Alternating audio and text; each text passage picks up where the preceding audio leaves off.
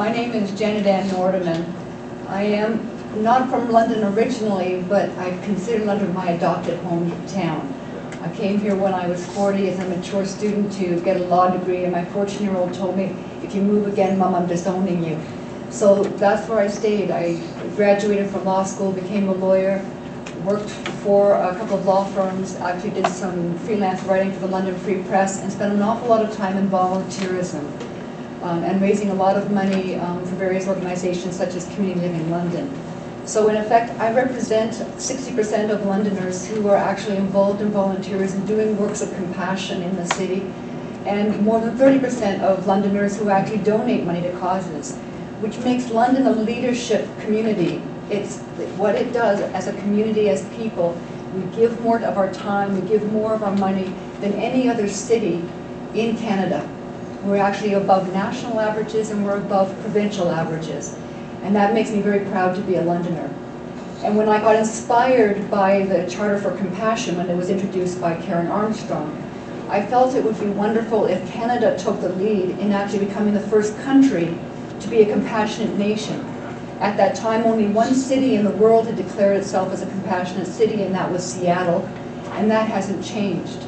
So where I wanted this campaign to start was here in London, because as far as I'm concerned, London is a leader in so many respects. Even when companies want to test market products, they test mark them in London because we tend to represent the microcosm of the macrocosm.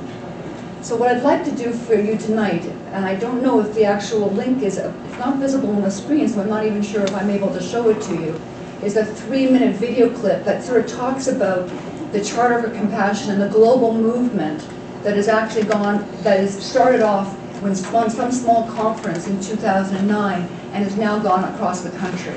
And what's interesting about it is that the Fetzer Institute, which is the institute that is actually promoting the Charter for Compassion and having to get that promoted throughout the world, they're so interested in the activity that we're doing here in London and with the activities of the Canadians for Compassion. They actually featured it at the United Nations when its first anniversary date was recognized. So as part of the campaign, I've already spoken with our federal MPs, Ed Holder, Irene Matheson, and Glenn Pearson. They, representing each of the 3 major parties, have already agreed that when the 100,000 signatures from across Canada have been collected, they'll actually bring the petitions forward to have Canada affirmed as a first compassionate nation. But I would like London to start first by declaring itself as a compassionate city. And what I'll do is show you this video, then speak briefly about some of the goals that I have if the committee does agree that we should become a compassionate city, talk about some of the work that's already underway to make it more meaningful than just a plaque on the wall that says we're a compassionate city, actually making it meaningful from the standpoint of introducing it into education, into schools, as well as developing interfaith communities and developing a committee locally that will actually involve educators, people representing different faith traditions and different community organizations so we can have a real dialogue about what would be meaningful for them in order to make the City of London feel even more compassionate and more responsive to what it needs than it is already. So let's see if we can get this to play, if Murphy's Law doesn't interfere with this. There should actually be something right there to click on. Is there someone here to... No, I don't have. Anyway. No. All right, well then we won't. I love the 3-minute clip is great, but if you are able to go on, this is the actual website for the Charter for Compassion.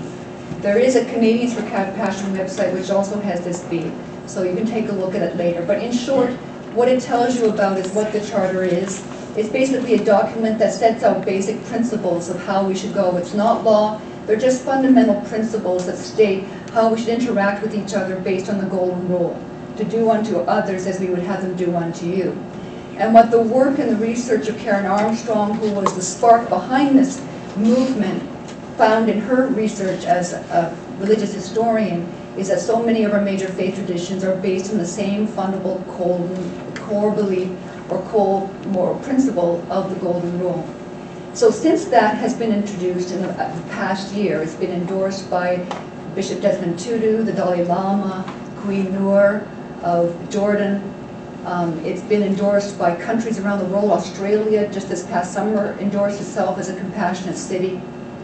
So what I'm asking Council to do this evening is to pass this resolution that we declare London is a compassionate city. And if you ask the question, what will that mean? What are we going to do with this now that we declare it? The first step would actually be to promote and highlight the fact that this city has taken a committed step to looking at the way it interacts not only as a political body but also in communities, to actually encouraging and building on what we're already doing very well in London, making it even better, helping deal with poverty, helping deal with better education and those kinds of things. From the standpoint of my organization, we've already started working with centers such as the Dalai Lama Center, as well as the Meet We organization, in terms of looking at developing curriculum in schools that actually helps teach what they call heart-mind education. It's teaching young people from kindergarten right up to high school, what does compassion mean to you and how do we make it actionable and working in our community as a living thing, not just something that we write about. The other aspect is really, which I think is most key, is that as a community, we start linking some very, very good and meaningful organizations, social organizations, university social activism groups, dealing with religious organization, and ask the questions, if we're a compassionate city, what does that mean to us?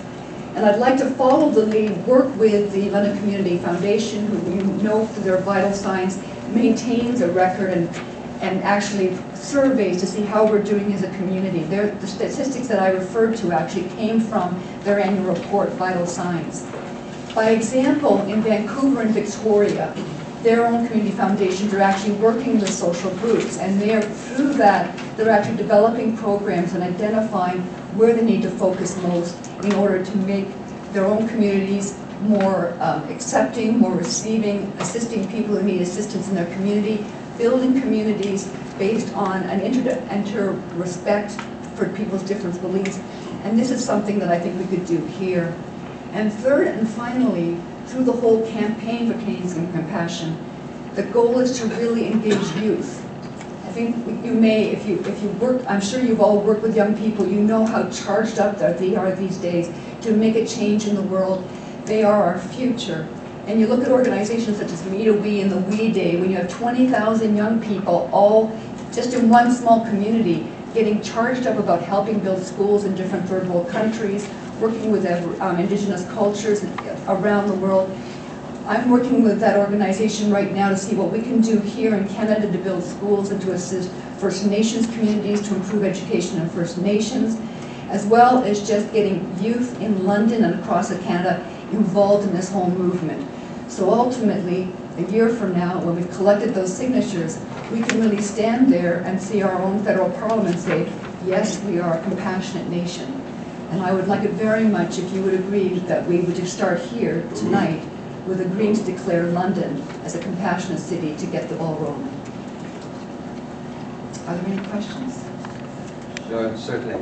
Councillor Van Marbergen.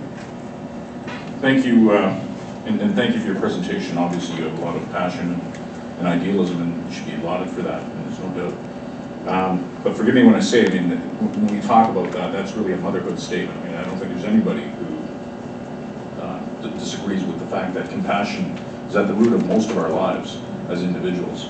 And compassion can mean so many different things. I mean, certainly in our purview, keeping taxes low is compassionate, creating economic opportunities so people can find jobs, that's compassionate. So there's different angles that can be looked at.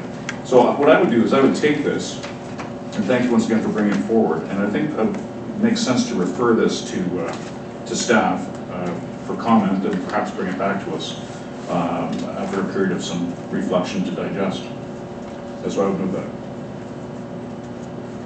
Councillor Armstrong. I'll second that. I certainly think that I appreciate your presentation.